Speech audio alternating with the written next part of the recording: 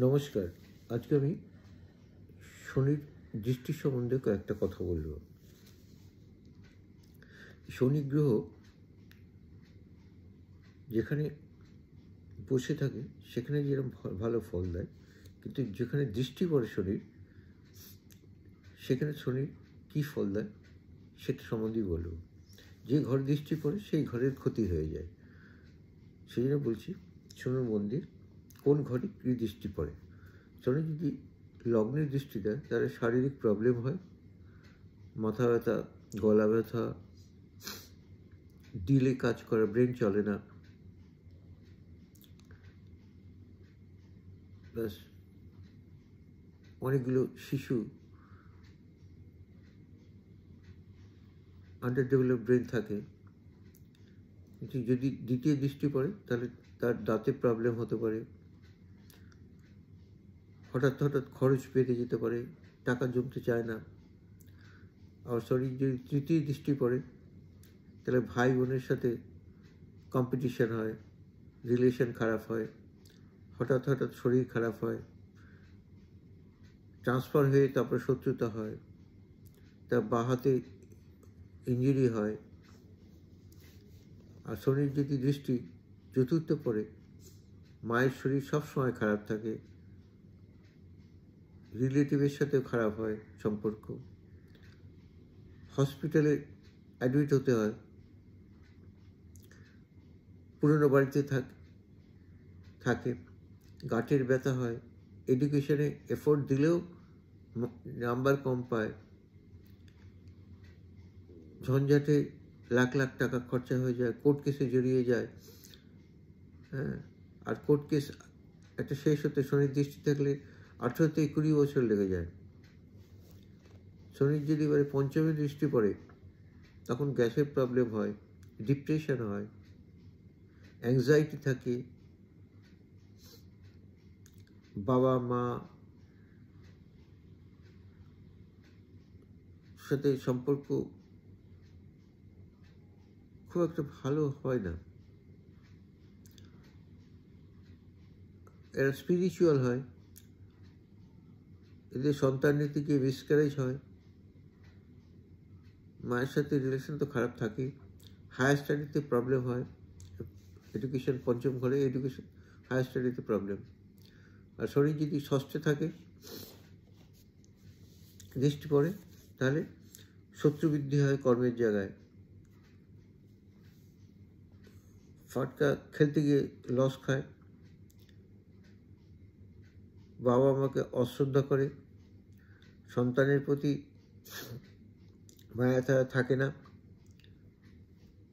এমনকি এদের নিজের লয়ারের সাথে শত্রুতা হয়ে যায়। বিজনেস সপ্তমে আবার যদি শনি সপ্তমে দৃষ্টি পড়ে, সপ্তম ঘর পার্টনারের ঘর, ব্যবসার ঘর, এখানে ব্যবসায় লস হয়, পার্টনারের সাথে অশান্তি হয়, ব্যবসার জন্য বাড়িঘরদের সব বিক্রি করে দিতে পারে। বিয়ের ঘর, এখানে বিয়ে হতে প্রবলেম হয়, বিয়ে হতে দেয় না, বেশি বয়সে বিয়ে হয়,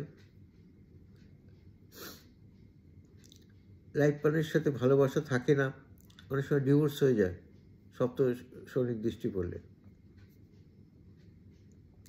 অষ্টমী দৃষ্টি পড়লে, অষ্টমী তো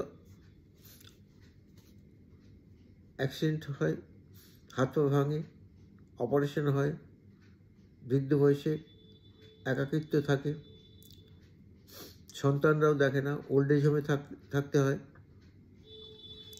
নিজের প্রাপ্তি থেকেই নিজে বঞ্চিত। আচ্ছা, অল্প বয়সে হাঁটুর পরিবর্তন করতে হয়, অনেক সময় হাতে পায়ে প্লেট বসাতে হয়, বা স্পাউসের হঠাৎ করে মৃত্যু হয়ে যেতে পারে,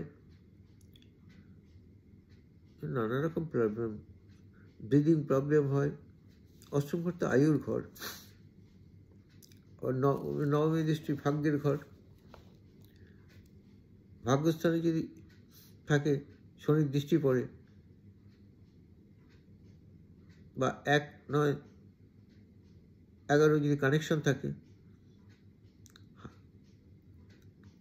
হাতে যদি ভাগ্যরেখা ভালো না থাকে তখন জব পেতে ডিলে হয়, জব চেঞ্জ করতেও ডিলে হয়ে যায়,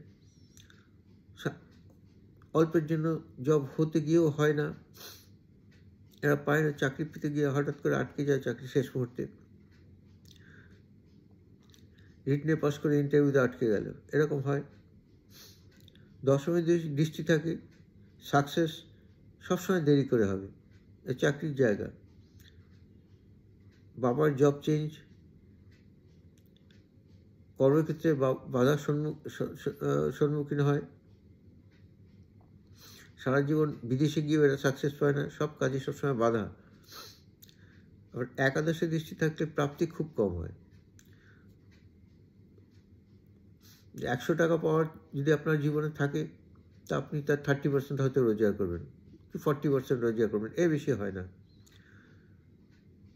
আবার দ্বাদশে যদি দৃষ্টি পড়ে তো বিশাল অ্যাক্সিডেন্ট হতে পারে, এদের বিদেশে গিয়েও এতে কাজে বাধা পায়। আবার সবসময় কাজে বাধা, কাজে ঝামেলা, পুলিশ কেসে জড়িয়ে যায় দ্বাদশ দৃষ্টি থাকলে। নানা শনি যদি লগ্ন থেকে দ্বাদশ পর্যন্ত যে দৃষ্টি পড়ে, নানা রকম ঘটনা ঘটে, সবটাই বললাম। যদি আপনাদের ভালো লাগে তাহলে আপনারা লাইক দেবেন, আর বন্ধুবান্ধবের মধ্যে শেয়ার করবেন, এবং চ্যানেলটাকে অবশ্যই সাবস্ক্রাইব করবেন। আমি এরকম প্রতিদিনই কিছু না কিছু দিয়ে যাব, আর আপনাদের যেটা ভালো লাগে বলবেন, আমরা সেইটা করে দেবো, সেই ভিডিও তৈরি করব। নমস্কার, আজকে এখানে রাখলাম।